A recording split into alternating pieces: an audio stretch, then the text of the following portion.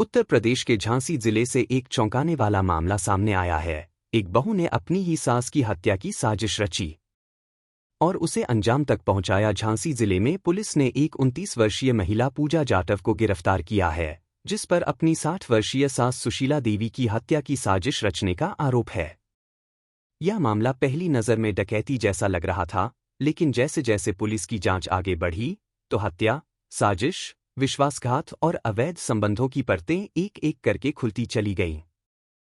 इस मामले 3 आरोपी गिरफ्तार किए गए हैं। जानकारी के मुताबिक 24 जून को झांसी के टहरौली थाना क्षेत्र में सुशीला देवी अपने घर में मृत अवस्था में मिली। इस घटना को देख ऐसा प्रतीत हुआ कि किसी अज्ञात गिरोह ने डकैती के दौरान हत्या कर दी, लेकिन मामले ने उस वक्त नया मोड़ लिया जब अंतिम संस्कार के बाद बहू पूजा जाटव अचानक लापता हो गई।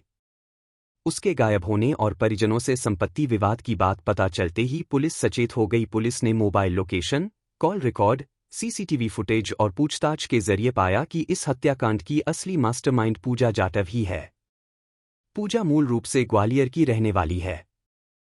वो झांसी में अपने ससुराल की 18 बीघा में से कुछ जमीन को बेचकर ग्वालियर में स्थायी रूप से बसना चाहती थी। ये जमीन उसके दिवंगत पति कल्याण के नाम पर थी। उसके ससुर और देवर संतोष जमीन में हिस्सा देने को तैयार थे। यह बात उसके सास सुशीला देवी को मंजूर नहीं थी। उसने दस्तावेजों पर हस्ताक्षर करने से साफ इनकार कर दिया। यही इनकार पूजा को इतना नागवार गुजरा कि उसने सास की हत्या की साजिश रच डाली। पुलिस के अनुसार पूजा ने इस काम के लिए अपनी बहन कामिनी और उसके प्रेमी अनिल वर्मा को शामिल किया। साजिश के तहत दोनों 24 जून की शाम झांसी पहुंचे। घर के लोगों के बाहर जाने का इंतजार किया। ऐसे बेरहमी से की गई सुशीला देवी की हत्या इसके बाद मौका देखकर घर के अंदर घुस गए। उन दोनों ने सुशीला देवी को पहले जहर का इंजेक्शन दिया, फिर गला घोंटकर उसकी हत्या कर दी गई। हत्या के बाद घर से करीब 8 लाख रुपए के आभूषण भी चोरी कर लिए गए, ताकि इस घटना को डकैती जैसा दिखाया जा सके। लेकिन पूजा का अंतिम संस्कार के बाद गायब हो जाना, उसके बयानों में विरोधाभास और मोबाइल डेटा ने उसे संदेह के घेरे में ला दिया। पूछताछ में जब पुलिस ने कड़ाई की तो पूजा टूट गई और पूरी साजिश का खुलासा कर दिया। लेकिन कहानी यहीं खत्म नहीं हुई। पूछताछ में पूजा का अतीत भी सामने आया, जिसने पूरे केस को और चौंकाने वाला बना दिया। पूजा की पहली शादी ग्वालियर के एक युवक से हुई थी। उस शादी में घरेलू हिंसा के मामले सामने आए। आरोप है कि एक झगड़े के दौरान उसके पहले पति ने उस पर गोली चला दी थी। यह मामला कोर्ट तक पहुंच गया। उसी केस के दौरान पूजा की मुलाकात कल्याण नामक युवक से हुई।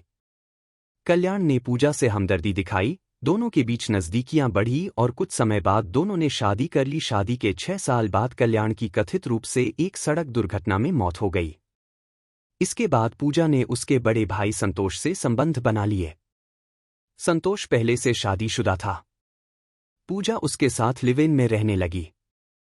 संतोष की पत्नी लगातार इस रिश्ते का विरोध करती रही। परिवार में अक्सर झगड़े होते रहे। इस बीच पूजा ने दावा किया कि वो कल्याण की विधवा है, इसलिए उसे पैतृक संपत्ति में आधा हिस्सा मिलना चाहिए। सास सुशीला देवी पूजा की इस मांग से सहमत नहीं थीं। उनका मानना था कि पूजा का व्यवहार अस्वीकार्य है। वह घर की संपत्ति पर जबरदस्ती का हक जमा रही है। बताया जा रहा है कि पूजा के अपने ससुर के साथ भी अवैध संबंध थे, जिससे सुशीला देवी नाराज रहती थी। जब परिवार के बाकी सदस्य, जिनमें ससुर और देवर शामिल थे, पूजा को समर्थन देने से पीछे हटने लगे, तब पूजा ने फैसला किया कि अब उसकी सास को रास्ते से हटाना ही आखिरी उपाय है।